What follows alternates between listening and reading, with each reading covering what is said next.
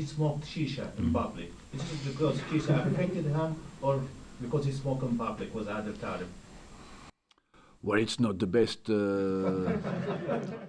ليس هذا هو الأمر الجيد الذي يقوم به. التدخين علنا في الشارع أمر غير مقبول وسنتعامل معه داخل النادي. أما بخصوص سؤالك هل سيبقى في النادي للموسم المقبل، هذا أمر سابق لأوانه. عليه أن يركز ويقدم أقصى ما لديه وبدون تدخين إذا أراد الاستمرار.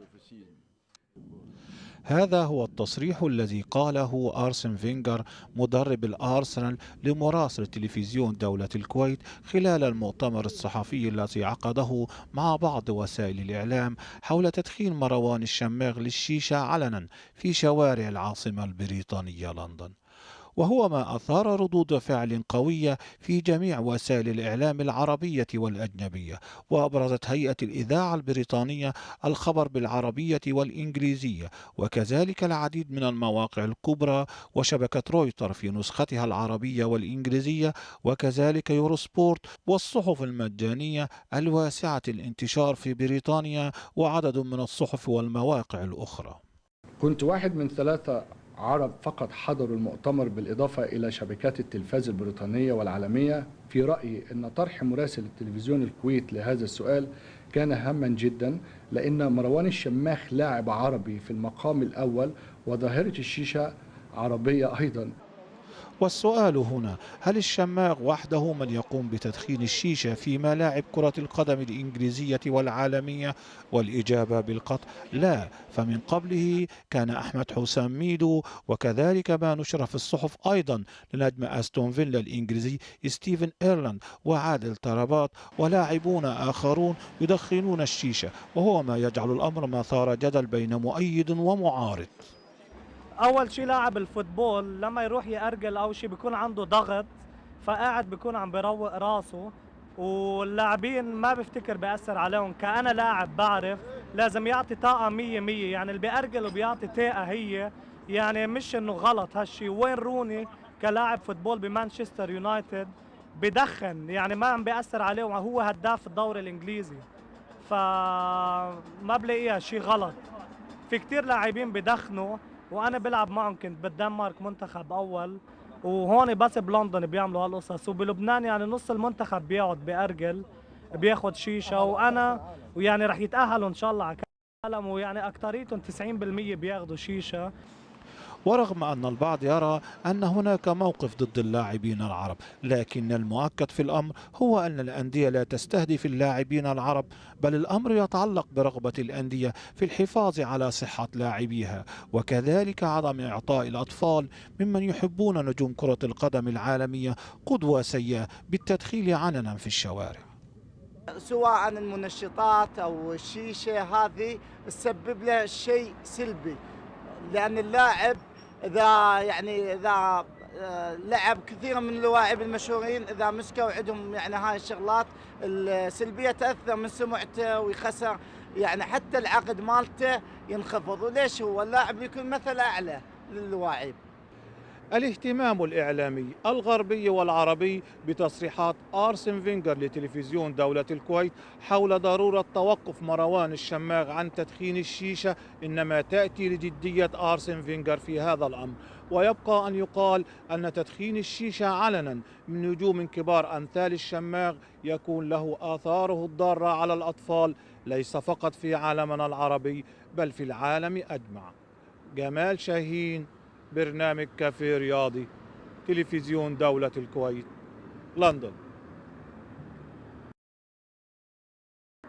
الاهتمام الإعلامي العربي والغربي بتصريحات أرسن فينغر لتلفزيون دولة الكويت حول ضرورة توقف مروان الشماغ عن تدخين الشيشة إنما تأتي لجدية أرسن فينغر في هذا الأمر.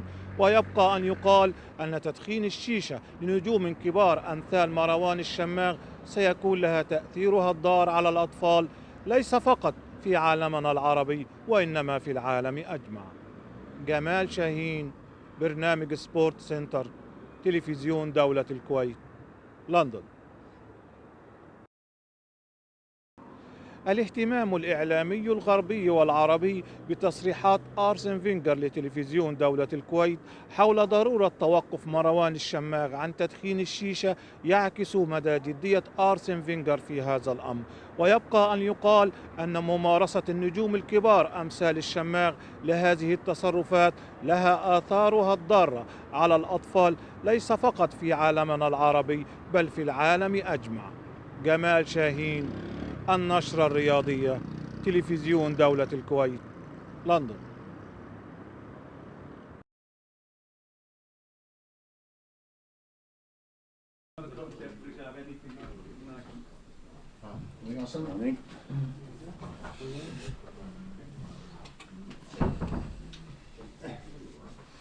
Morning, everyone. Okay, as usual, we have the broadcast first, then we'll go for the dailies and then Sunday newspapers. So, if we're ready to go, Rich, far away. Arsene, it's been a week since you suffered that defeat at QPR. It means your players have been in an unusual position of reacting to a defeat. How's the mood been? Sure, that was only an interruption. I feel that the game against QPR is behind us, and what is important is that we have a big game in front of us with a team, with two teams who are in a position where we want to win. So it promises to be a very exciting and promising game. Big game for both sides. Who would be more damaged by a failure to win at the weekend? I don't think about that. I think when you're in the front of a game like that, you want to play well, and you never after the game, you're always in front of the game. Our job is always to cope with the consequences of the game, of a result, but before a game you just focus on doing well what you want to do. Man City, last couple of Premier League games at Emirates Stadium, they seem to be quite happy with the draw. Do you think the fact that they might be going for a win, or they need to win, will play into Arsenal's hands potentially? What is for sure is that a draw for them is not good enough, certainly. And it's true that in the last two seasons they came to play for a draw, and they got it, but I believe this time both teams are in situations where they will want to win. Just finally from me, checking on the team news, it's the same squad as last week at QPR? Same. Going back to the QPR game, you had tremendous momentum going into that fixture. Has that momentum been lost or dented at all by that defeat? The momentum is still there, because I feel in the last 8 games he won 7. So the momentum should still be there, but it was an interruption and a disappointment. And we want to come back, of course, to what was our recent level. That means play well and therefore win the game. I saw some quotes from you where you talked about the Tottenham result repairing a relationship with the fans. Did you feel that needed repairing? Do you think they'd perhaps lost faith in you and the team? We should ask them. But the quotes were from you saying that you felt that something had been repaired. Well, I believe that our fans at home were this season much better than last season. After a difficult start of the season, they understood quickly that we needed their support, and they changed their attitude, and overall during the season, especially since January, they are really behind the team, and it helped us in many games. In terms of the race for the Champions League places, yourself and Tottenham are level. Chelsea are further 5 points back. Does the fact that they've got this focus on Europe perhaps help your causes, perhaps less to worry about in that respect? It can go both ways, It can as well not put too much pressure on Chelsea. On the psychological side, it's an advantage to be involved in many competitions. On the physical side, it's a disadvantage. What will take over, you don't know. But overall, I believe that we have one thing to focus on, and therefore it's important that, of course, we manage to do it. Chelsea is still a good opportunity, but they have as well a difficult schedule. You've got this huge game this weekend. Roberto Mancini has said if Man United beat QPR and Arsenal beat Manchester City, the title race is over. Do you see it this way? You could be perhaps helping United over the line? It will not be over, but it will of course make things very, very difficult, yes. Are you surprised to hear a manager? Because I know in the past when you've been in title races, you've always said, well, we'll fight to the last, we won't believe it. So are you surprised? They will certainly, but I believe that let's wait what happens over the weekend. And unfortunately, we are not too much involved in that title race, you know, and we'll leave them to sort that out between themselves. But at the moment, Man United has the advantage. Is this an absolute must-win for both yourself and City? On our side, it's a want-win. We want to win. And of course, it is a home game. We feel strong at home. It is a big game. You want to win the big games. The build-up, a lot of the build-up has been a lot of talk about Balotelli. I mean, Mancini has suggested that if he had played with him, he'd probably have punched him. Have you ever been in that situation with any of your players? No. But how disruptive? I'm not a good boxer anyway. But how disruptive can it be to have a player who seems to be getting a lot of the attention? They've got this important title run in. There's a player who day by day appears to be involved in one headline or another. Can it be disruptive for the other players and the manager who's just trying to get his team focused?